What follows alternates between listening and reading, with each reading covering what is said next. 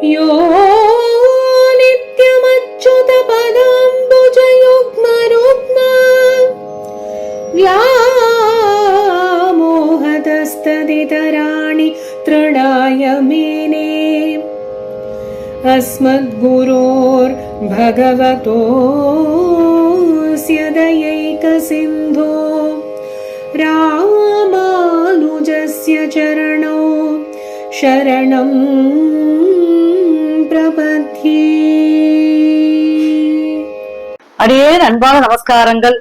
திருக்கோளூர் பெண்களை ரகசியம் அப்படிங்கிற ஒரு அற்புதமான தலைப்புல நிறைய பாகவதோத்தமர் பெருமைகளை நம்ம அனுபவிச்சுட்டே வரோம் இல்லையா? இன்னைக்கு ஒரு ஆச்சரியமான வாசகம், 57வது வாசகம். எது தெரியுமோ? இடமிடல பிடித்தேனோ செல்வ பிள்ளையை போல அப்படிங்கிற ஆச்சரியமான வாசகம் தான். இந்த வாசகத்துக்கு அருமையான பெருமைகள்லாம் உண்டு. இதுல ஒரு முக்கியமான விஷயமும் உண்டு. அது என்னன்னு இந்த பாகத்தோட கடைசியில சொல்றேன். அதே சமயத்துல செல்வ பிள்ளை அப்படின்னு சொல்லும் போது ஏதோ யாரோ செல்வ பிள்ளை ஏதோ ஆச்சாரியன் அப்படின்னு நினைச்சிருந்தீங்கன்னா ரொம்ப தப்பு. கிடையாது. திருநாராயணபுரத்துல மேல்கோட்டையில இருக்கிற செம்பத்குமாரர் அப்படிங்கிற அந்த ஆச்சரியமான பெருமாளை பத்தி தான் இன்னைக்கு ராமானுஜத்துல திருக்கோளூர் பெண்களை எடுத்து சொல்றார். இதுதான் அற்புதமான வாசகம். யார் அந்த செல்வ பிள்ளை, எப்படி அங்க பிரதிஷ்டை பண்ண ராமானுஜர் அப்படிங்கிற விஷயங்கள்லாம் நம்ம இன்னைக்கு அனுபவிக்கலாம். வாங்கோ, கடைசி வரைக்கும் கேளுங்கோ. எல்லாரும் இந்த சேனலுக்கு சப்ஸ்கிரைபும் பண்ணிக்கோங்க. அப்பதான் நிறைய விஷயங்களை நீங்க தெரிஞ்சுக்க முடியும்.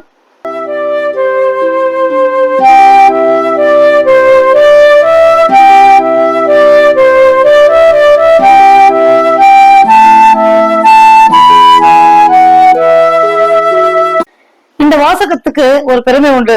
என்ன தெரியுமோ? ராமானுஜர் காலத்தில் நடந்த ஒரு அற்புதமான சம்பவம் தான் இந்த வாசகமே. அப்படி என்ன நடந்தது இதை தெரிஞ்சுக்கிறதுக்கு முன்னாடி முதல்ல ராமானுஜர் அவரையே கர்நாடகா போனார். ஏன்னா அவர் ஸ்ரீரங்கத்துல தர்சன பிரவர்த்தகராக, அதாவது ஜீயராக அந்த மடத்துல பொறுப்பேற்று அந்த மடத்தை ரொம்ப நன்னா நடத்தின்னு வந்தார். மடத்தை மட்டும் இல்ல, இந்த வைஷ்ணவ சமுதாயத்தை எப்படி நிலைநிறுத்தணும்னு அயராது பாடுபட்டார். அவர் நிறைய விஷயங்களை அங்க கொண்டு வந்தார். இன்னும் சொல்ல போனா இன்னைக்கு 365 நாளும் ஸ்ரீரங்கத்துல உற்சவங்கள் நடக்கிறது அப்படின்னா அதுக்கு முக்கியமான காரணமே ராமானுஜர் தான். ஏன்னா ரொம்ப நாளைக்கு அந்த இடத்துல எதுவுமே இல்லாமதான் இருந்தது. ராமானுஜர் வந்துதான் அதை எல்லாம் சரிப்படுத்தி கொடுத்தார். இப்ப நீங்க நிறைய கோயில்ல உற்சவங்கள்லாம் நடக்கிறது இல்லையா? கருட சபை நடக்கிறது, பிரம்மோற்சவம், பவித்ரோற்சவம் எல்லாம் நடக்கிறது இல்லையா? இங்கெல்லாம் பாத்தீங்கன்னா பெருமாள் எழுதிட்டு இருப்பார். முதல்ல தமிழ் வேதமான 4000 திவ்ய பிரபந்தத்தை அப்படியே ஓதிட்டே போவா. அவ அதை பாராயணம் பண்ணிட்டே போவா. அதுக்கு ஏற்ற மாதிரி பின்னாடி பெருமாளுக்கு பின்னாடி வடமொழி வேதத்தை அவளும் அப்படியே பாராயணம் பண்ணிட்டு வருவா. இதை அற்புதமாக நியமித்து கொடுத்தவர் ராமானுஜர். இப்ப ராமானுஜர் இது மாதிரி சீர்திருத்த நடவடிக்கைகளா பண்ணாரு இல்லையா? நிறைய விஷயங்கள் பண்ணார். இது அந்த காலகட்டத்தில இருந்த நிறைய பிராமணர்களுக்கு, நிறைய வைஷ்ணவர்கள் அவங்களுக்கெல்லாம் இதெல்லாம் பிடிக்கவே இல்லை. ஏன்னா இவர் அவெல்லாம் ஏதோ ஒரு பழமை, நம்மளோட சம்பிரதாயம் அவெல்லாம் ஏற்படுத்தி கொடுத்ததை இவர் மாத்துறார் அப்படின்னு சொல்லிட்டு இவருக்கு நிறைய எதிரிகள். இவர் பழமை அவெல்லாம் அப்படியே புலமின்னு இருந்தா. அப்ப இவெல்லாம் என்ன பண்ணா தெரியுமோ? இந்த பழமைவாதிகள்லாம் நேரா போய் அந்த காலகட்டத்துல ஒரு சோழ மன்னன் இருந்தான். அந்த மன்னன் கிட்ட போய் இது சொல்லிட்டா, இந்த மாதிரி ராமானுஜர் சரியில்லை, இந்த மாதிரி பண்ணிட்டே இருந்தான்னா அந்த காலத்துல மன்னர்கள்லாம் பாத்தீங்கன்னா சைவத்துல ரொம்ப ஈடுபாடு இந்த வாழ வைப்பா. இப்ப இந்த வைணவத்துல நிறைய பேர் இந்த மாதிரி ஆயிட்டாலும் அப்ப சைவம் அழிஞ்சே போயிடும் அப்படின்னு அவனுக்கு தவறான போதனைகள்லாம் ஏற்படுத்தி எல்லாரும் அவர்கிட்ட போய் புலம்பினான். அவரிடத்துல நாலூரான் அப்படின்னு ஒரு மந்திரி மாதிரி இருந்தான். அவன் இந்த நாலூரான் யார் தெரியுமோ? கூரத்தாழ்வார் இருந்தார் இல்லையா, ராமானுஜர் சிஷ்யர். அவருடைய சிஷியனாக சிறிது காலம் இருந்தவர். கூரத்தாழ்வாரிடத்துல இருந்து அவரிடத்துல எல்லாத்தையும் கற்றுக்கொண்டு அவருக்கு கைங்கணி பண்ணிட்டு இருந்தவர்னா அந்த நாலூரான். இவன் என்ன பண்ணா? நேர சோழராஜா கிட்ட போயிட்டான். சோழராஜா கிட்ட போய் வேலை பண்ண போயிட்டான். இந்த நாலூரான் என்ன பண்ணாருன்னா எல்லாரும் சேர்ந்தா இல்லையா? ஏன்னா ராமானுஜருக்கு எதிராக இருக்க எல்லாரும் அவன் நாலூரான் தலைமை பதவி ஏற்று நேரா ராஜா கிட்ட போய் சொல்லிட்டான் இந்த மாதிரி நடக்கிறதுன்னு. ஒண்ணு நாலூரான் என்ன பண்ண, நேரா ராமானுஜரையும் அங்க இருக்கிற அந்த சிஷ்யர்கள், முக்கியமான சிஷ்யர்கள்லாம் நீ அரண்மனைக்கு வர சொல்லு, நான் வர சொன்னேன்னு சொல்லு அப்படின்னு சொல்லிட்டார். சொன்னான். யாருக்கிட்ட சொன்னா தெரியுமோ? கூரத்தாவன்ட்ட சொன்னான். கூரத்தாவன் அப்பதான் என்ன பண்ண, ராமானுஜர் குளிச்சுட்டு இருந்தார். எங்க அந்த புஷ்கரன்ல நீராடிட்டு இருந்தார். அப்போ அவருடைய அந்த அங்கவஸ்திரம், அதாவது அவருடைய திருதண்டம், அவருடைய காவி எல்லாமே கரையில மாற்றி கொள்றதுக்கு புதுசா ஒண்ணு வச்சிருப்பா இல்லையா, அதே மாத்தினா அங்க நின்று இருந்தா எல்லாரும். ராமாவதர் அங்க குளிச்சுட்டு வரும்போது இந்த செய்தி வந்தது கூரத்தாழ்வாருக்கு. அப்ப கூரத்தாழ்வாருக்கு விஷயம் தெரிஞ்சு போச்சு. சரி, ராமானுஜரை ஏதோ கொல்றதுக்கு ஏதோ பண்றதுக்கு இது ஒரு பெரிய சதி நடக்கிறது, அதனால சுவாமி அங்க அனுப்பவே கூடாது, நம்ம இங்கேயே நிறுத்தி வச்சுட்டோம் அப்படின்னு யோசிச்சார். சிறந்த சிஷியர் அவர். நான் ராமானுஜர் வைபவம் சொல்லிட்டு ஒரு 34 எபிசோட் போட்டிருக்கேன் இந்த எபிசோட்ல, இந்த சேனல்ல. இந்த சேனலை சப்ஸ்கிரைப் பண்ணிக்கோங்க. இந்த பிளேலிஸ்ட்ல போனீங்கன்னா நீங்க தெரிஞ்சுக்கலாம். ஆச்சரியமாக கூரத்தாவ வைபவங்கள்லாம் அப்படியே நமக்கு புல்லரிக்கும். அப்பேற்பட்ட சிஷ்யன் கூட ராமானுஜர் காலத்துல இருந்தாரு அப்படின்னு அப்படியே மனசு சந்தோஷிக்கும் நமக்கு. அப்பேற்பட்ட கூரத்தாழ்வான் உடனே என்ன பண்ணார் தெரியுமோ, ராமானுஜரோட காவி உடைய அவர் எடுத்து ஒட்டிந்தார். ராமானுஜர் திருதண்டம் தானே குளிக்க போவார், அந்த திருதண்டரை கையில எடுத்திருந்தார். இவர் கிளம்பிட்டார். இவர் நான் தான் ராமானுஜன், என்ன அழைச்சிட்டு போங்கோ அப்படின்னு கிளம்பிட்டார். ராமானுஜருக்கு தெரியவே தெரியாது. அவர் அங்க ராமானுஜர் தீர்த்தமாடி இருந்தார். உடனே அவர் என்ன பண்ணார், மேல ஏறி வரத்துக்குள்ள இவர் என்ன பண்ணார், ஒரு காவலாளி கிட்ட, அதாவது அங்க இருந்த இன்னொரு சிஷ்யன் கிட்ட, ராமானுஜரை இங்கிருந்து உடனே புறப்பட்டு கர்நாடகா பக்கம் எங்கேயாடா போக சொல்லிடு, நான் இப்ப உடனே சோழ மகாராஜாவை பார்க்க போறேன், பார்த்ததெல்லாம் நான் பேசிக்கிறேன்னு சொல்லிட்டு கிளம்பிட்டார். திருதண்டத்தையும் காவி உடைய எடுத்தது அவர் தான் ராமானுஜர் அப்படின்னு சொல்லி. இதை பார்த்த பெரிய நம்பிகள் அவருக்கு ஏதோ தோணிடுது, சரி கூரத்தாழ்வார் தனியா அனுப்பக்கூடாது, ஏன்னா சிஷியன்லயே அவரும் சிறு வயது சிஷியன் பாவம், அவர் தனியா அனுப்பக்கூடாது, நிச்சயமாக நாவலம் போகணும்னு சொல்லிட்டு கூரத்தாழ்வார்கிட்ட, ஐயா நானும் வரேன் உன்னோட, நம்ம 2 பேரும் சேர்ந்து அந்த மகாராஜாவை பார்க்க போவோம். பெரிய நம்பி சுவாமிகளும் கூரத்தாழ்வான் 2 பேரும் அந்த சோழன மன்னனை பாக்குறதுக்கு கிளம்பிட்டான். அந்த இடத்துல நடந்தது அவருக்கு மிகப்பெரிய கொடுமை. ஏன்னா அவன் இந்த வைணவ சம்பிரதாயத்தை நிறுத்தணும், இந்த மாதிரி இருக்கக்கூடாது, வைணவ சம்பிரதாயத்தை நிறுத்தணும்னா ராமானுஜர் வார்த்தை சொல்லியாச்சுன்னா சம்பிரதாயமே முடக்கி விடலாம் அப்படின்லாம் ஏதோ ஏற்பாடு பண்ணா. ஆனா அதுக்கு எதுவும் கூரத்தாழ்வார் உடன்படாம கூரத்தாழ்வார் கண்களையும் பெரிய நம்பி சுவாமி கண்களையும் பிடுங்கி எடுத்ததுனால பாவம் கூரத்தாழ்வார் பெரிய நம்பி சுவாமிகளும் நேரே ஸ்ரீரங்கம் வந்துட்டு இருக்கும் போது, ஸ்ரீரங்கத்துக்கு ஒரு 30 மைல் தூரத்துல பெரிய நம்பி சுவாமிகள் அவருக்கு வயசா எடுத்து, அவருக்கு திருமுடி ஆச்சாரியன் இல்லையா ராமானுஜனுக்கு, அதனால அவர் அங்கேயே பரமபதிச்சிட்டார். அதுக்கப்புறம் கூரத்தாழ்வான் மட்டும் திருவரங்கத்துக்கு அப்புறம் திருமாலிருஞ்சொல்ல கைங்கரை பண்ணியிருந்தார் ராமானுஜர் வர வரைக்கும். இப்ப இங்க இருந்து ராமானுஜர் புறப்பட்டு போனார் இல்லையா, தப்பிச்சு போயிட்டாரு ராமானுஜர். ஏன்னா சொல்லிட்டாரு கூரத்தாழ்வார் எதுக்காக இது தெரியாது, ஆனா இங்க இருந்து ஓடி போயிட்டார். எது, நான் சாதாரணமாக ஒரு வெள்ளை வேட்டியில அப்படியே ஒரு 45 சீடர்களோட புறப்பட்டு மேல்கோட்டையை நோக்கி, அதாவது கர்நாடகா மாநிலம், அது திருநாராயணபுரம் சொல்லுவா, அந்த இடத்தை நோக்கி அவர் கிளம்பி போயிட்டார். அந்த கர்நாடக தேசத்துல ஒரு விட்டல தேவன் அப்படின்னு ஒரு மன்னன் இருந்தான். இந்த விட்டல தேவன் சமண மதத்தை ரொம்ப போற்றி புகழக்கூடியவன், சமண மதத்தை ரொம்ப தூக்கி வசத்து பிடிக்கக்கூடியவன். அவனுக்கு சைவ மதம் வைணவ மதம் இதெல்லாம் தெரியாது. சமண மதத்துல ரொம்ப உடன்பாடு இருக்கிறவன். இவன் என்ன பண்ணா, அந்த ஊர் பாதுஷா என்ன பண்ணார், ஒரு தடவை இந்த விட்டல தேவனோட சண்டைக்கு விட்டல தேவனோட அந்த விரலை என்ன பண்ணார், நசுக்கி விட்டுட்டார், அதாவது வெட்டிட்டார் விரலை விட்டினதால் அவன் அங்கஹீனம் உள்ள ஒரு ராஜாவா மாறிட்டான். அதனால சமண மதத்துல இருக்கிறவா கூட இவனோட பக்கத்துல உட்கார மாட்டா, இவனோட பேச மாட்டா, இவனுக்கு சரிசமமா எதுவுமே செய்ய மாட்டான். ஏன்னா இவன் அங்கஹீனம் இருக்கிறதுனால.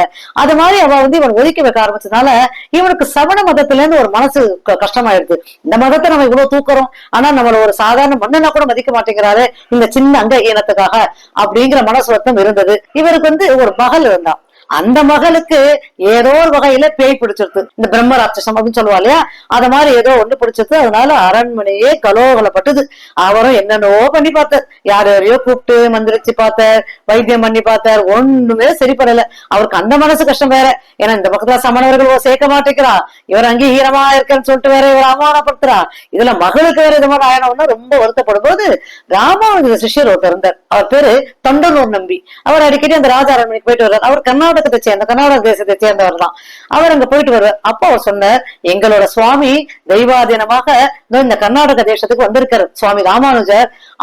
அவர் நினைச்சாருன்னா கண்டிப்பா உங்க பொண்ணுக்கு ஒரு நல்ல விஷயங்கள் நடக்கும். அந்த பொண்ணுக்கு இருக்கிற அந்த அமானுஷ்யமோ பேயோ ஏதோ பிசாசோ எதுவா இருந்தாலும் அவர் அதை கண்டிப்பாக அந்த மந்திரங்களால அவர் கட்டி போட்டுருவார். அதனால கண்டிப்பா அவர் உங்களுக்கு செய்வார் அப்படின்னு சொன்ன உடனே அவர் வைணவ பெரியவர் செய்வாரா எனக்கு அப்படின்னு ரொம்ப சந்தேகத்துல கேட்டபோது கண்டிப்பாக செய்வார்னு சொல்லிட்டு நேரா ராமானுஜத்துல போயிட்டு விஷயத்தை எடுத்து சொன்ன உடனே ராமானுஜர் என்ன பண்ணார், கேள்விப்பட்டு தன்னுடைய ஸ்ரீபாத தீர்த்தம் இருக்கு இல்லையா, அந்த ஸ்ரீபாத தீர்த்தத்தையே எடுத்து அந்த இவர்கிட்ட தொண்டர் மீட்ட கொடுத்து இந்த ஸ்ரீபாத தீர்த்தத்தை அவள் மேல் தெளி அப்படின்னு சொன்ன உடனே இந்த தொண்டர் என்ன பண்ண அந்த பாத தீர்த்தத்தை எடுத்து வந்து அந்த பெண்ணு மேல தெளிச்ச உடனே என்ன ஆச்சரியம், அந்த பெண்ணுக்கு எல்லாம் குணமாகி ரொம்ப சாதாரணவா மாறிட்டாலாம். இத பார்த்த உடனே விஷ்ணு விட்டல தேவனுக்கு அப்படி மனசு ரொம்ப சந்தோஷமாயிடுது.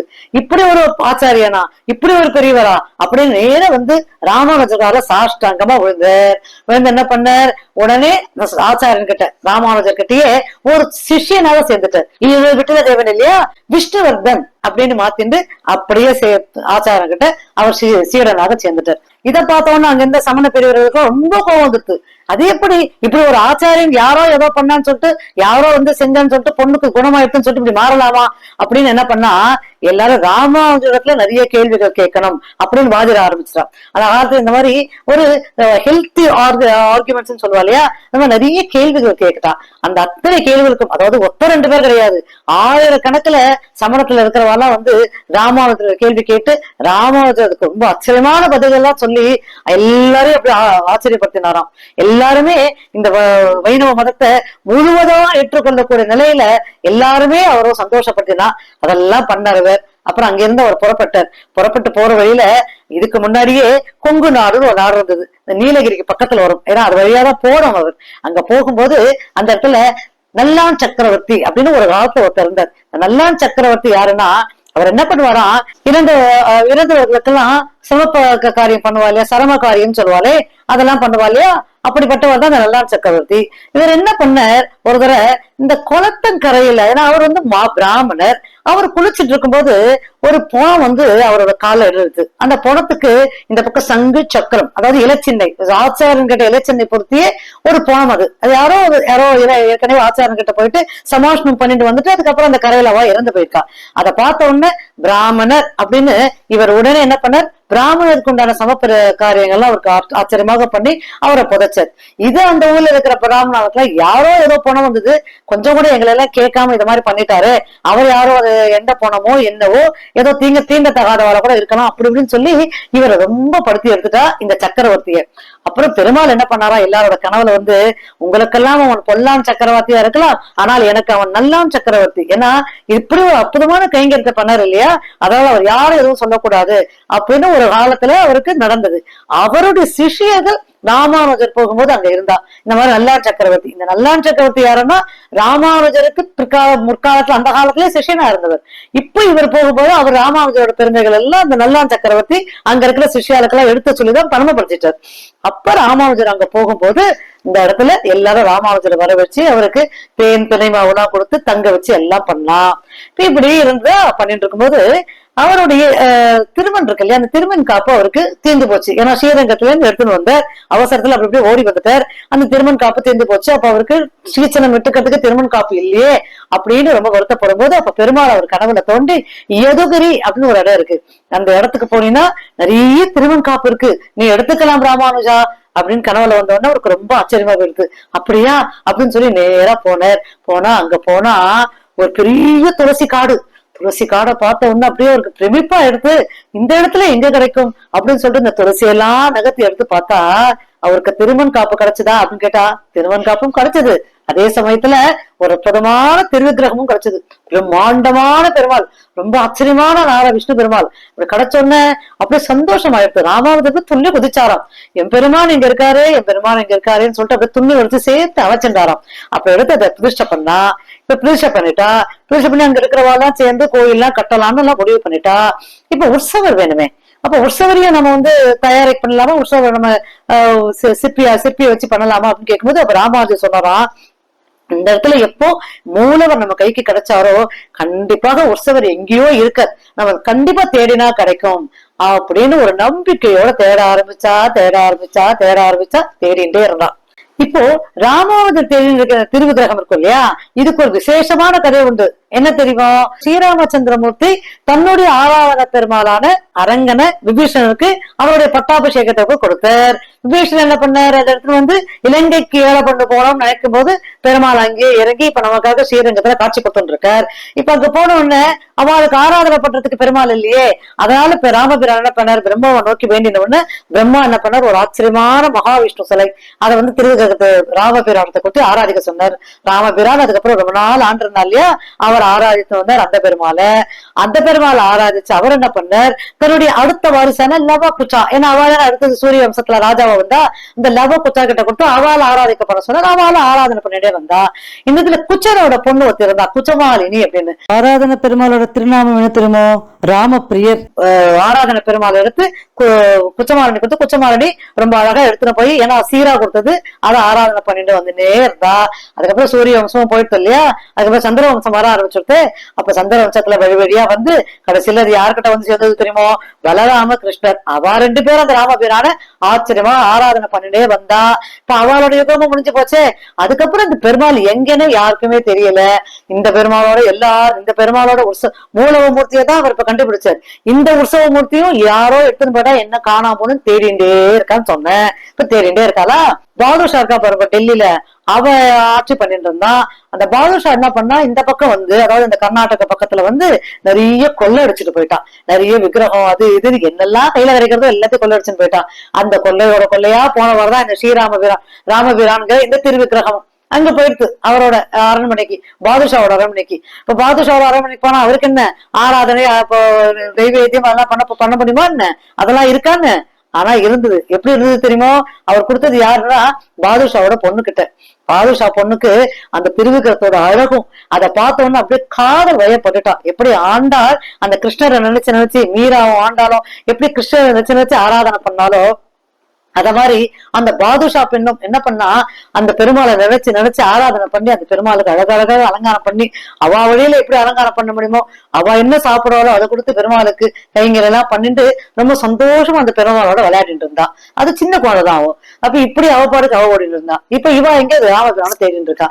ரொம்ப வருத்தப்பட்டு போயிட்டா. ராமானுஜர், என்னடா ராமபிரானே காணுமே உன்ன, நான் எப்படா உன்னை கண்டுபிடிப்பேன்னு சொல்லும் போது பெருமாள் கனவுல வந்து அந்த பாதுஷாவோட அரண்மனையில இருக்கு, நீ போய் வாங்கிக்கோ அப்படின்னு கட்டளையிட்டார்.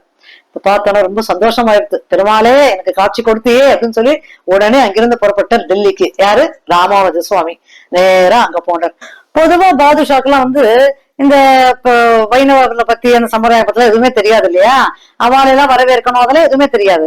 அதே சமயத்துல ராமானுஜரை பார்த்தோன்னே அந்த திவ்ய கடாட்சம் இருக்கு பாத்தீங்களா, அந்த திவ்ய ஸ்வரூபம் இதை பார்த்தவங்க ரொம்ப பிடிச்சு போயிட்டான் பாதுஷாக்கு. உடனே அவர் அமர வச்சு அவருக்கு வேண்டிய அவங்களோட முறையில அவருக்கு எல்லாம் இதெல்லாம் பண்ணி அவரை உட்கார வச்சு பேசின போது அப்ப ராமானுஜர் சொன்னாராம், என்னுடைய பெருமாள், என்னுடைய திருவிக்கிரகம் இந்த இடத்துல உங்க இடத்துல இருக்கு அப்படின்னு எனக்கு தெரிய வந்தது, எனக்கு அதை கொஞ்சம் கொடுக்க முடியுமா அப்படின்னு கேட்ட உடனே பாதுஷாக்கு ஒண்ணுமே புரியலையா. ஏன்னா அது என்ன திருவிக்கிரகம், அது எப்படி இருக்கும், நிறைய பொருள் எடுத்துட்டு போனா இல்லையா, அது எந்த திருவிக்கிரகம் எது, அது எதுவுமே தெரியாது. அப்போ அவனுக்கு ஒண்ணுமே புரியல. இது எதையோ கேக்குறீங்க, எனக்கு நீங்க எங்க இருக்கு எது இருக்கலாம் புரியாது. கொள்ளரசன் போனதுல ஏதோ அந்த குடோன்ல இருக்கும், இல்லைன்னா அங்க எங்கன்னா யார்ட்டா கொடுத்துருப்பேன் நானு, ஆனா எனக்கு அதை பத்தி எதுவுமே தெரியாது, நீங்க எதை கேக்குறீங்கன்னே தெரியலையே அப்படின்னு சொல்லும் போது அப்ப ராமானுஜர் வந்து அடையாளம் எல்லாம் சொன்னாராம், இப்படி இருக்கும் அப்படி இருக்கணும். அவனுக்கு அதெல்லாம் புரியலையா. ஒரு காலகட்டத்துக்கு கோவம் வந்துட்டான் அவனுக்கு. இந்த மாதிரி எதையோ தேடின்னு வந்து இந்த மாதிரி பாத்தி கட்டி உயிரை வாங்காதீங்க, எல்லாம் வெளியில போங்க அப்படின்னு சொன்னாராம். இப்ப ராமானுஜர் சமாதானப்படுத்தி சொன்னாராம், இந்த மாதிரி எங்களோட பெருமாளோட திருவிக்கிரகம் அவருக்கு நாங்க எப்பவும் ஆராதனை பண்ணணும் அதெல்லாம் சொன்னாராம். அதெல்லாம அவனுக்கு புரியல. அப்ப கடைசியா சொன்னாராம் பாதுஷா, இத பாருங்க, எது எங்க இருக்குன்னு எனக்கு தெரியாது, நாங்க எடுத்துன்னு வந்ததோட சரி, என்னெல்லாம் ஏதோ படைய போனா எல்லாரும் எடுத்துன்னு வந்துட்டா அதெல்லாம் சரிதான், ஆனா நாங்க எங்க கொடுத்துருக்கோம் தெரியாது. உங்களுக்கு திறமை இருந்தா, உங்களுக்கு நிஜமாவே அந்த திருவிக்கிரகம் முக்கியம் நினைச்சிருந்தா, அதுல பெருமாள் இருக்கார் அப்படின்னு நீங்க ஏதோ நம்புறீங்களே, அந்த சாமி இருக்கான்னு நீங்க நம்பினா நீங்க அவரை வாயை திறந்து கூப்பிடுங்க, அவரா ஓடி வந்தானா நீங்க எடுத்துன்னு போங்க, யார் வானான்னு சொன்னா அப்படின்ட்டு. இது ஒரு சின்ன விஷயம்தான். ஏன்னா அவனுக்கு நம்பிக்கை இல்லை, ஏதோ கேட்க எனக்கு புரியல, ஆனா ஒண்ணு மட்டும் நம்பினா பாத்தீங்களா, நீங்க வந்து உங்களுக்கு உண்மையிலேயே பக்தி இருந்து இல்ல உண்மையிலேயே ஒரு உங்களை ஆராதனை பெருமாள் அப்படிங்களா சொல்றீங்க இல்லையா, அப்படியா இருந்தா அவரே உங்க இடத்துல வரட்டும் அப்படின்னு சொல்லிட்டு சாதாரணமா அவன் பாட்டுக்கு, ஏன்னா அவனுக்கு புரிஞ்சு போச்சு இதெல்லாம் அவர் கைக்கு போகாத, அது என்னன்னே தெரியாது அப்படின்றத அவன் முடிவு பண்ணிட்டான். அப்ப ராமானுஜர் என்ன பண்ணாரா, உடனே செல்வ பிள்ளைய சம்பத்குமாரரை தன் மனசால அப்படியே பிரார்த்திச்சுட்டாராம், ராமபிரானே என் அப்பனே, வந்து எல்லாரும் நவகுச்சா பெருமாள், கண்ணன், கிருஷ்ணன் எல்லாரும் ஆராதனை பெருமாள் நீ பண்ண பெருமாள் நீ எங்க இருக்கேன்னு எனக்கு தெரியல, இத்தனை தூரம் என்ன கொண்டு வந்துட்ட இல்லையா, இங்க இருக்கேன்னு அடையாளம் காட்டிட்ட, ஆனா நான் எப்படி உன்னை இத்தனை பேருக்கு இத்தனை இடர்பாடல் நடுவில் உன்னை நான் எப்படி கண்டுபிடிப்பேன், நீ எங்க இருக்கேன்னு எனக்கு எப்படி தெரியும் பெருமாளே, என் அப்பனே தயவு செய்து நீயே என் இடத்துல ஓடிவா அப்படின்னு சொன்ன உடனே எல்லாரும் ஆச்சரியப்படுற மாதிரி நீயே ஓடிவாடா கண்ணா அப்படின்னு ஒரு கூட்டம் உடனே எப்படி வந்தா தெரியுமா பெருமாள், தொட சங்கிலிகை சலாரவிலாரண தூங்கும் பொன் மணி ஒலிப்ப படமும் மதப்புணல் சோர வாரணம் நின்று ஊறுவது போல உடன் கூடி கிண்கிணி ஆரவரிப்ப உடைமணி பறை கரங்க தடந்தாளினை கொண்டு சாரங்கவானை தளநடை நடந்து உடையவர் பக்கம் வந்தான். அப்படியே ஜல்லு ஜல்லு ஜல்லுன்னு அவ்வளவு அழகா அந்த சலங்கையோட கிண்கிணி ஆரவாரி போட அப்படியே பெருமாள் ஓடி வந்து ராமானுஜர் மடியில அப்படியே வந்து அமர்ந்தாராம். இன்னைக்கு திருநாயகத்துல செல்வ பிள்ளை சம்பத்குமாரர் அப்படின்னு கொண்டாடப்படுற அந்த திரு விக்கிரகம் இருக்கு இல்லையா, அன்னைக்கு ராமானுஜர் கூட்ட உடனே அந்த அழகான கால்களை சலங்களை கட்டிண்டு ஜல் ஜல் ஜல் ஜல் ஜல்னு ஓடி வந்தாராம். யாரு ஓடி வந்தா, திருக்குறள் ஓடி வந்தது. எங்கேன்னு வந்தது தெரியுமோ, இந்த பாதுஷாவோட பொண்ணு இருக்கா பாத்தீங்களா, அவ அப்படியே அணைச்சி படுத்துந்தா. இப்பவே அந்த பெருமாள் அவ அணைச்சி படுத்துட்டு இருப்பா, அவரிடத்துல இருந்து விடுதலை அவரிடத்துல இருந்து வரதே அவளுக்கு தெரியல.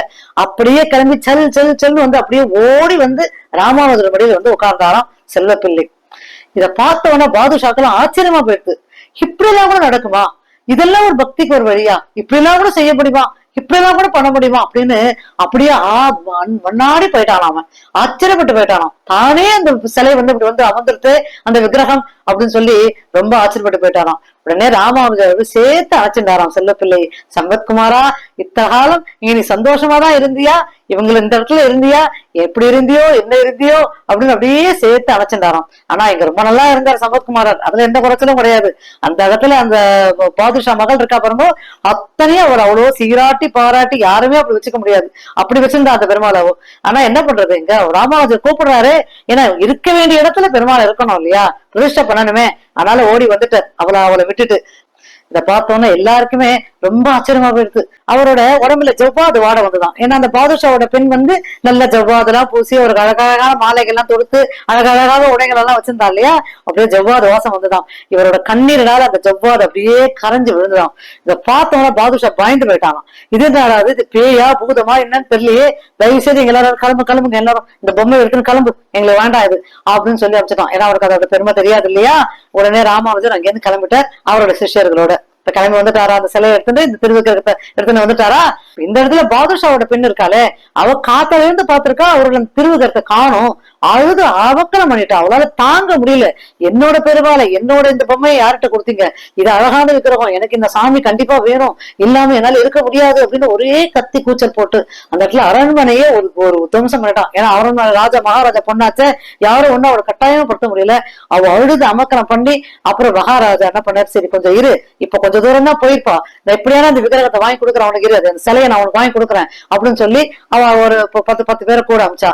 இந்த 10 பேர் பின்னாடியே போனா. ராமானுஜர் என்ன பண்ணாரு, பார்த்தாரு, ஓஹோ நம்மள தொடர்ந்துன்னு வரா, இது ஏதோ ஆயிருக்கு அப்படின்னு சொல்லிட்டு என்ன பண்ண ராமானுஜர், அங்க ஒரு சேரி இருந்தது, அதாவது அந்த 3ஆம் 4ஆம் வண்ணத்தில் இருக்கக்கூடிய இடம் அது, அந்த இடத்துக்குள்ள போயிட்டாரு. பொதுவா அங்க பெருமாளோ சுவாமி யாரும் உள்ள போக மாட்டான்.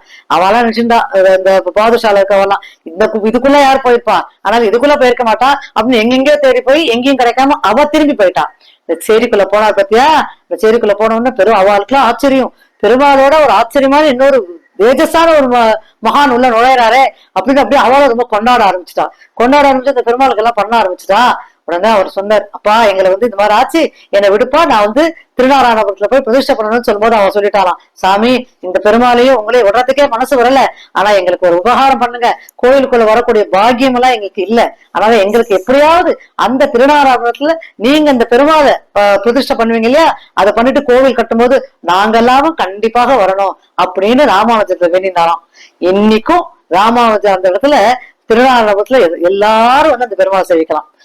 அந்த ஜாதிபத வேதமே கிடையாது, பெருமாளுக்கு ஜாதிபதமே கிடையாது. ஆனா அந்த காலத்துல சில சம்பிரதாயங்கள் இருந்ததுனால அதை எல்லாமே உடைச்சு இன்னைக்கும் எல்லாரும் போய் எல்லா இடத்துலயும் சேவிக்கக்கூடிய பாக்கியத்தை ஏற்படுத்தி கொடுத்தவர் ராமானுஜர் தான். இப்ப இந்த சமயத்துல இந்த படையோட திரும்பி வந்தான்னு சொன்னா இல்லையா, அதுக்கப்புறம் இந்த பெண் வேறு தேடின்னு வந்தா. ஏன்னா திருவிழத்தை விட்டுட்டு அவரால் இருக்க முடியல.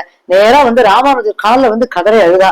ஆனா அப்புறம் அவருக்கு சொன்னார், அவர் இந்த மாதிரி பிரதிஷ்டை பண்ணணுமா, இது பிரதிஷ்டை பண்ண வேண்டிய பெருமாள் அப்படின்னு சொன்ன உடனே அவரால் அதை ஏத்துக்க முடியல. பெருமாள் இல்லாம அவரால் திரும்பவும் பாதுஷா டெல்லிக்கு போகவும் முடியல. அதனால என்ன பண்ணா, அங்கேயே அந்த பெருமாள் காதலில் அவன் அப்படியே பரமபதிச்சுட்டான். இன்னைக்கும் நீங்க திருநாராயணத்துல போனீங்கன்னா பிபி நாச்சியார் அப்படின்னு தனி சன்னதி வச்சிருப்பான். அது அந்த பெண்ணுக்காக ஏற்படுத்தப்பட்ட சன்னதி தான். ஏன்னா பெருமாள் ஆராதிச்சா இல்லையா, எல்லாம் பண்ணாலே. அதனாலதான் ராமானுஜரை ஜாதி மதம் மகனெல்லாம் கடந்த ஒரு மகான் அப்படின்னு சொல்லிட்டு எல்லாரும் இன்னைக்கு கொண்டாடுறதுக்காலே அதுக்கு அதுதான் காரணம். அதனால ராமானுஜர் என்ன பண்ணார், இந்த மாதிரி இவ்வளவு பக்தியா இருக்கியமான்னு சொல்லிட்டு அவளுக்கு ஒரு திருவிக்கிரகம் செஞ்சு அங்கேயே பெருமாளோட காலிலேயே வச்சு பிபி நாச்சியார் அப்படிங்கிற சன்னிதானத்தை ஏற்படுத்தி கொடுத்தார். அதுக்கப்புறம் திருநாராயண எல்லா பெருமாளை பிரதிஷ்டை பண்ணி ஊரே கொண்டாடித்து. இப்ப இந்த இடத்துல திருக்கோளூர் ராமானுஜத்தை எடுத்து சொல்றான், சுவாமி இப்போ எவ்வளவோ பாகவதோத்தமர்கள் பெருமாளுக்கு சரணாகதி பண்ணா, உங்களுக்கு சிஷ்யர்களா இருந்தா இந்த பெருமைகள்லாம் தாண்டி செல்வ பிள்ளையே உங்களை தேடி ஓடி வந்தாரே, உங்க மடியில் அமர்ந்தாரே, அப்பேற்பட்ட பாக்கியவதியானான். இங்க இருக்கிற திருக்கோளூர்ல இருக்கிற இந்த வைத்தமாதி பெருமாளுக்கு நான் எப்படியானா அப்படி ஒரு பரவசத்தை கொடுக்கறனா, அப்படி ஒரு பக்தி பண்றேனா சுவாமி, அதனால இந்த ஊரில் நான் இருக்கிறதுக்கு லாய்க்கே இல்லையே, சிறு பக்தி கூட நான் பண்ண மாட்டேங்கிறேனே அப்படின்னு சொல்லும் போது ராமானுஜர் சமாதானப்படுத்தி இப்ப அடுத்த வாசகத்தை எடுத்து சொன்னார். இப்ப அடுத்த வாசகத்தை எடுத்து சொல்றபடி நான் முதல்ல சொன்னேன் இல்லையா, ஒரு முக்கியமான விஷயம் இதுல இருக்குன்னு. அது என்னன்னா, பொதுவா இந்த விஷயம், அதாவது திருக்கோளூர் பெண்கள் ரகசியம் எந்த காலகட்டத்துல நடந்ததுன்னு தெரியாது. அதே சமயத்துல இது பிற்காலத்தில் நடந்ததா முற்காலத்துல, அதாவது செல்ல பிள்ளைக்கு முன்னாடி நடந்ததா என்னங்கிறது தெரியாது. ஆனா இதை ஒரு வாசகமாக பிற்காலத்துல சேர்த்திருக்காளோ அப்படின்னு நிறைய விஷயங்கள் நிறைய பேருக்கு இது ஒரு சந்தேகமே இருக்கு. ஏன்னா இந்த செல்வப்பிள்ளை நடந்த காலம் ராமானுஜர் இங்க வந்ததுக்கு அப்புறம் இருந்த காலமா தான் இருக்க முடியும். அப்போ அது நடந்தது தெரியவே தெரியாதே. அப்படி ஏன்னா திருக்கோளூர் பெண்கள் எல்லாம் நடந்த விஷயங்களை சொல்றாலே தவிர்த்து நடக்காத விஷயங்களை எதுவும் சொல்லப்படும், நடக்க போற விஷயங்களை சொல்லக்கூடிய அளவுக்கு ஞானம் இல்லை இல்லையா. அப்ப ராமானுஜர் எடுத்து சொல்லும் போது இது நடந்து முடிஞ்சதா அப்படிங்கிறது தெரியாது. ஆனா செல்லப்பிள்ளை அப்படின்னு திருநாராயணத்துல இன்னைக்கு பிரதிஷ்டா இருக்கிற பெருமாள் நிச்சயம் நிதர்சனம். அது பெருமாளாலேயே, அதாவது ராமானுஜராலேயே அங்க ஸ்தாபிக்கப்பட்ட ஆச்சரியமான பெருமாள். அவர் சுயம்பு மூர்த்தி. ஏன்னா அவர் இவ்வளவு காலம் எங்கேயோ இருந்தார். அவர் பிரம்மாவால கண்டிப்பாக ராமபிரானாலையும் கண்ணனாலும் கொண்டாடப்பட்ட பெருமாள். அந்த திருநாராயண மூர்த்திக்கு பல்லாண்டு பாடுவோம். இப்போ அடுத்த வாசகம் என்னன்னா, நில்லென பெற்றேனோ இடையாற்றூரார் நம்பியை போல அப்படிங்கிற அடுத்த வாசகம். ஏதோ நிச்சயமாக ராமானுஜரோட ஒரு முக்கியமான சிஷ்யராகவும் இருக்கலாம், அதே சமயத்துல பரமாத்மாவும் இருக்கலாம், யாராவனும் இருக்கலாம். அப்ப யாரு அப்படிங்கறத நீங்க தெரிஞ்சுக்கணும்னா அடுத்த பாகம் வரைக்கும் நீங்க காத்திருக்கணும். எல்லோரும் காத்திருங்கள். காத்திருக்கிற எல்லோருக்கும் பல்லாண்டு பாடி கவிதாக சிம்மாய கல்யாண குணசாலினி ஸ்ரீமதே வெங்கடேசாய வேதாந்த குரவே நமஹ.